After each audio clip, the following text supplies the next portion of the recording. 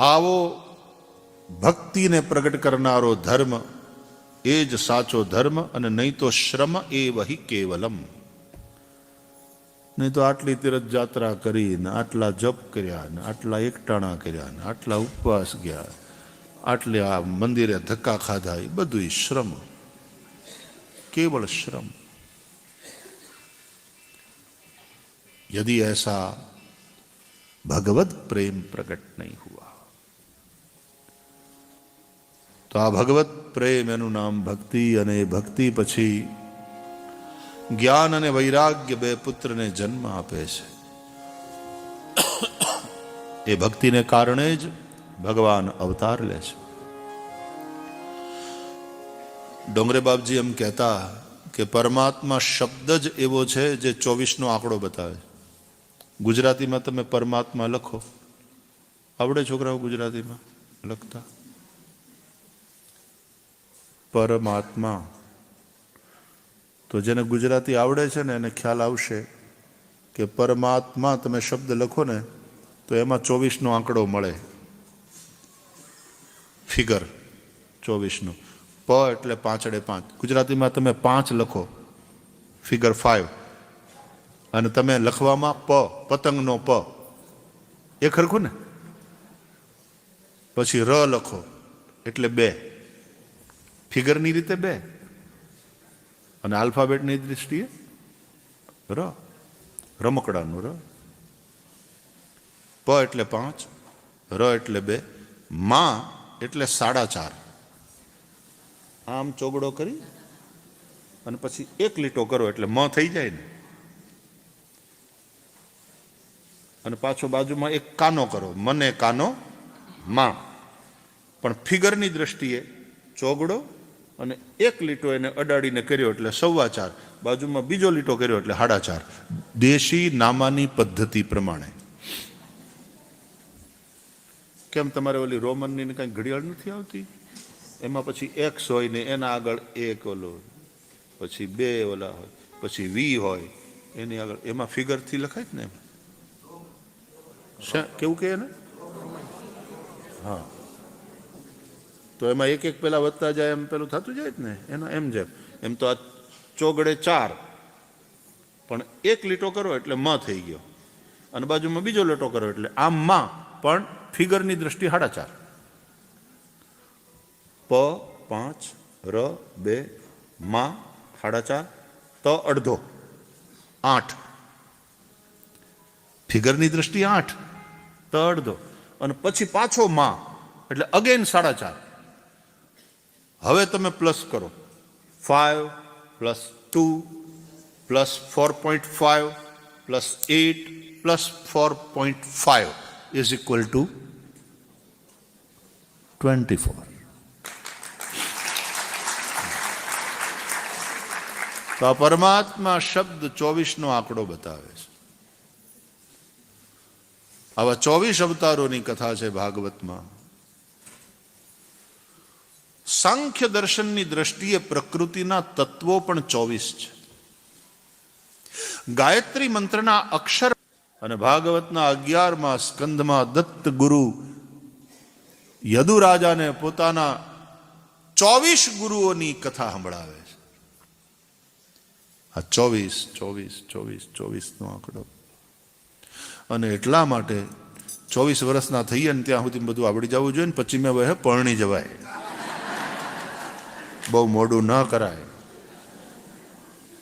અટાણે છોકરાઓ, હું તો હજી ભણું છું, હજી તો મારે ડિગ્રી કરવી છે. ડિગ્રી તો કર કે કોકની હારી દીકરી વહી જાય હાથમાંથી. ડિગ્રી તો મળશે પણ ઓલી હારી દીકરી.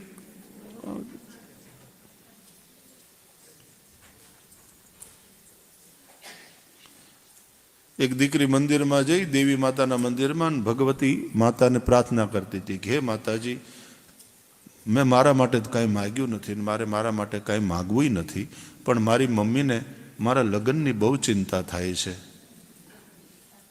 ક્યારે થશે. એટલે હે ભગવતી, હે પરાંબા, તું મારી મમ્મીને એક સારો જમાઈ દેજે,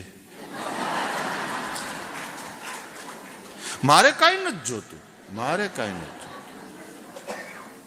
પણ મારી મમ્મીને મારી બહુ ચિંતા રહે છે, તો મારી મમ્મીને એક સારો જમાઈ દેજે. એક છોકરો આવ્યો તો દર્શન કરવા, તો એ કે હે માતાજી આનું સાંભળજે.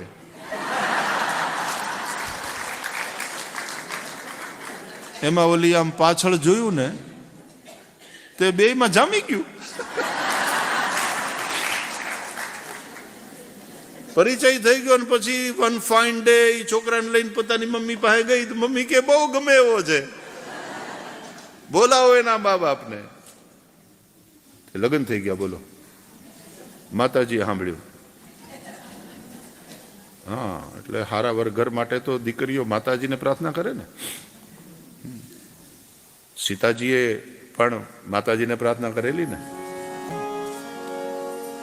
જય જય ગિરિવર રાજ કિશોરી, જય જય ગિરિવર રાજ કિશોરી, જય મહેશ મુખ ચંદ ચકોરી, જય મહેશ મુખ ચંદ ચકોરી, જય ગજ બદન ષડાનન માતા, જય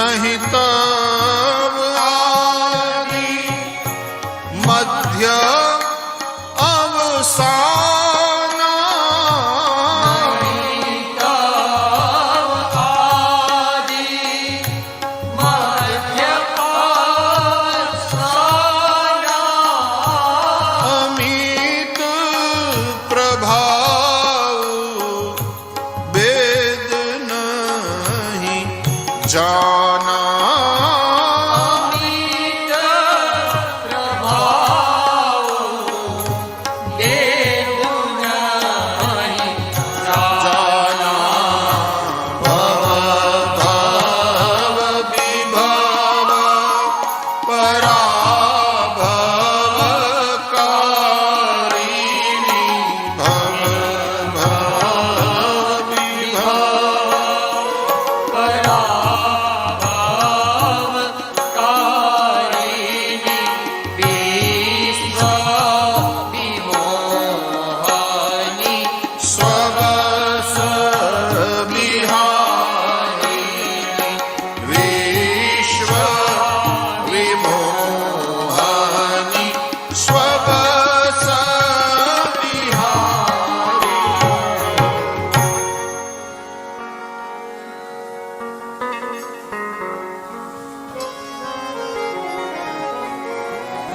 સોળે શાન વિશે વાન, ગુજરાતીમાં એવી કહેવત. અને 24 આવતા આવતા તૈયાર થઈ જાય, પશ્ચિમે વર્ણે પરણી જાય, મૂંગા મૂંગા પરણી જવાનું. મૂંગા મૂંગા એટલે મતલબ માની જવાનું એમ. બાકી તમે તારે મળો, ઇન્ટરવ્યુ કરો, એકબીજાને પૂછો તમારો ફેવરેટ એક્ટર કોણ.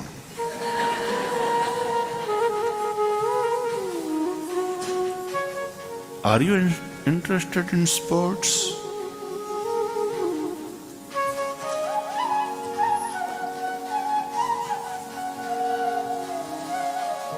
Do you know about Messi?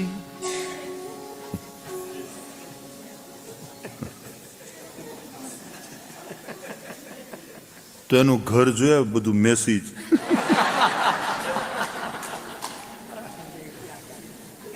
નહીં, ઓલો તો બહુ સરસ ખેલાડી, એમાં તો કોઈ સવાલ જ નહીં. રોનાલ્ડો ને મેસી ને પછી કોણ હજી છે ને એક સ્ટાર ખેલાડી. કેટલી મહેનત કરીને આ લોકો ત્યાં પહોંચે છે નહીં. અમારે છોકરાઓ તો ગાંડા એની વાહે બધા. એકવાર હું કથામાં આવું બોલ્યો તો અમારા છોકરાઓ કે બાપુજી તમે આજે આને બોલ્યા, અમને બહુ ગમ્યું. મેં કીધું વાહ, સરસ. એ બધું એને પૂછ, એનો વાંધો નહીં. એને પૂછ, તને રોટલી વણતા આવડે? ગોળ થાય છે?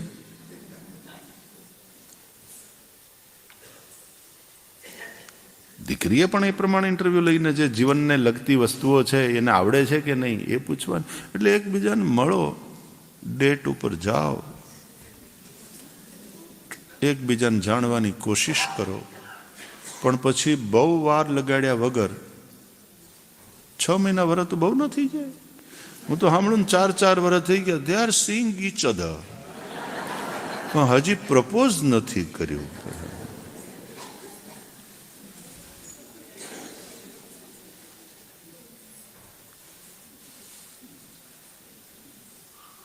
પથારી કરવામાં રાત વહી જાય તો હુવાનું ક્યારે?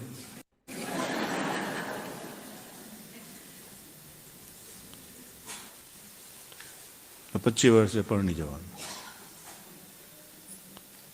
સોક્રેટિસની પાસે એક યુવાન ગયો કે મારા પેરેન્ટ્સ મારા લગ્ન માટે થઈને વાત કરે છે અને મારે હજી આમ બહુ તમારી શું સલાહ પડે છે? એટલે સોક્રેટિસ કે પરણી જવાનું.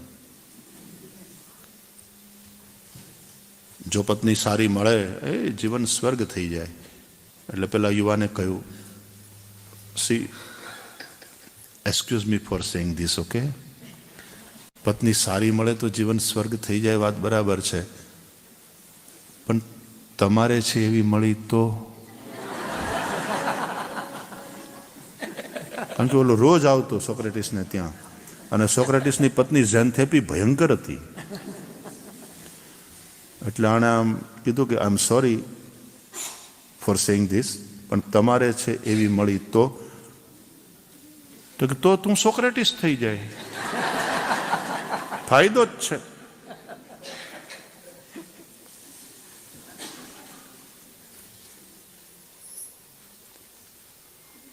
સ્થિતિ એવી થતી જાય છે, આપણી ફેમિલી વેલ્યુઝ બધી બહુ ગડબડ થતી જાય છે. વાલા, સૌથી વધારે મને ચિંતા એ થાય, છોકરાઓ મંદિરે નથી જતા ને માળા નથી કરતા, એ મને એટલી ચિંતા નથી, પણ તમે તમારા ફેમિલીને, તમે તમારી લાઈફને કેવી કરી નાખી, ચિંતા એ થાય. અને આટલું કર્યા પછી એકબીજાને 3 વર્ષ મળ્યા પછી વન ફાઇન ડે પેલો પ્રપોઝ કરે ને વાત થાય ને પછી લગ્ન લેવાય, બહુ સારો ખર્ચોય કરે ને આનંદે કરે. થોડો વખત થાય તો ગડબડ થવા માંડે, વાત છૂટાછેડા સુધી પહોંચી જાય.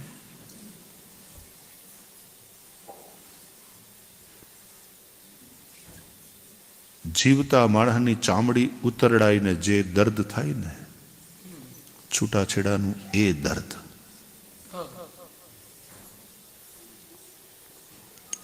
જીવતા નખ કાપી લેવામાં આવે, ખેંચી લેવામાં આવે અને જે દર્દ થાય ને, અત્યારે ખબર નહીં, અમે આમ રમત લાગે છે અત્યારે છોકરાઓને. અને આપણે ત્યાં તો ઓલા 7 જન્મના એ બંધન એવું આપણે ત્યાં માનવામાં. તમે એકબીજાને એના દોષો સાથે સ્વીકારો, એનું નામ પ્રેમ. અને બદલાવવાની, સામેવાળાને બદલવાની કોશિશ નહીં કરો. उसके सांचे में अपने आप को ढालने का प्रयास करना, ये प्रेम है.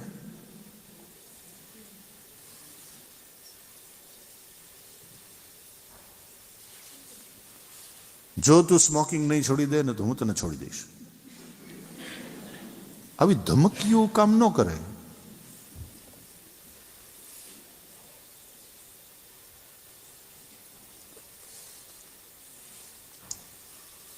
तुम स्मोकिंग नहीं छोड़ सकते,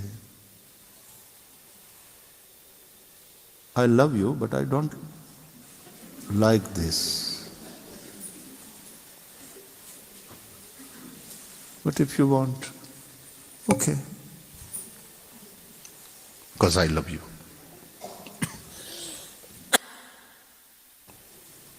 અને પ્રેમમાં એવી તાકાત છે કે ઓલો એક દિવસ છોડી દે, પણ જો તું એ નહીં છોડી દે તો હું તને છોડી દઈશ. That won't work. લાઈફ એડજસ્ટમેન્ટનું નામ છે વાલા. અને બાળકો થયા પછી તો ખાસ બાળકોના ભવિષ્યના ઉપર બહુ બુરી અસર થાય. સંસાર છે જ સહન કરવા માટે, અને આ સહન કરીને આપણે તપી અને ઘડાવાનું છે. માટલા નિંભાડામાં તપે છે તો પાકે છે. અને એ બંને પાત્રએ કોઈ એકની જ જવાબદારી છે એમ નહીં, બેવની જવાબદારી. એક સમય હતો કે મા બાપમાં એટલી મેચ્યોરિટી હતી, બંનેની વચ્ચે થોડી તકલીફ થાય તો બેયના મા બાપ અંદર અંદર વાત કરી સમજીને પછી એવા નાટક કરીને બેને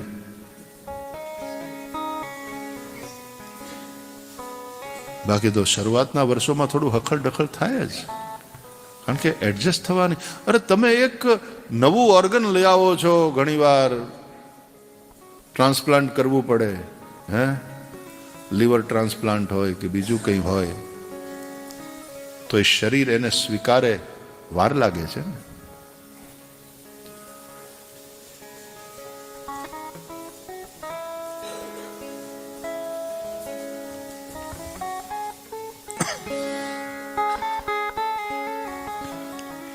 લગ્નના સંબંધોને થોડા ગંભીરતાથી લેવાની જરૂર.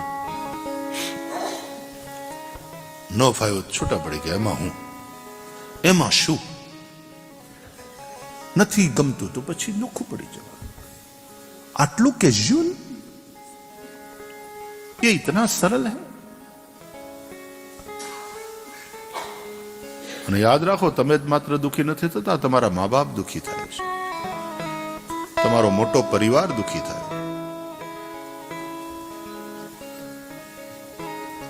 પ્રેમનો અર્થ છે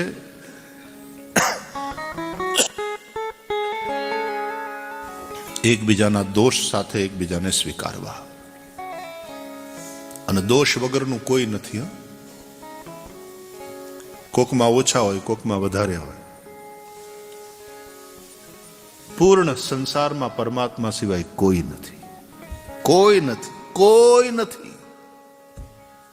પરમાત્મા ही પૂર્ણ है. તમે જેને ગુરુ માનો છો એની અંદર પણ કંઈક વીકનેસીસ હોય, પણ એ વીકનેસીસ સાથે તમારી એનામાં શ્રદ્ધા છે, સ્વીકારો છો. અંતે તો દરેક માણસ ઇન્સાન છે. અને એટલા માટે તૈત્તરીય ઉપનિષદને વાંચો, ભણવાનું પૂરું થાય અને કોન્વોકેશનમાં પેલા આચાર્ય કહે છે, જે વિદ્યાર્થીઓ વિદાય થાય છે એને, કે આટલા વર્ષના આપણા સહજીવનમાં તે અમારી અંદરની નબળાઈઓ જોઈ હશે, અમારી અંદરના દોષોથી પણ તું પરિચિત થયો છે. તો અમારા ગુરુજી કરતા હતા તો હવે અમે એ કરીએ, એમ નહીં કરતો બેટા. એ દોષોને અમે જીતી નથી શક્યા. તે અમારામાં જે હારી વાત જોઈ હોય ને એનું અનુસરણ કરજે. યાની યાની અસ્માકમ સુચરિતાની તાની ત્વયોપાસ્યાની નો ઇતરાણી. તૈત્તરીય ઉપનિષદ. જે તે અમારા સુચરિત્ર જોયા હોય એનું આચરણ કરજે બેટા. અમારી અંદરની કેટલીક ખરાબ વસ્તુ તે જોઈ હોય તો એ એવા દોષો છે જેને અમે જીતી નથી શક્યા,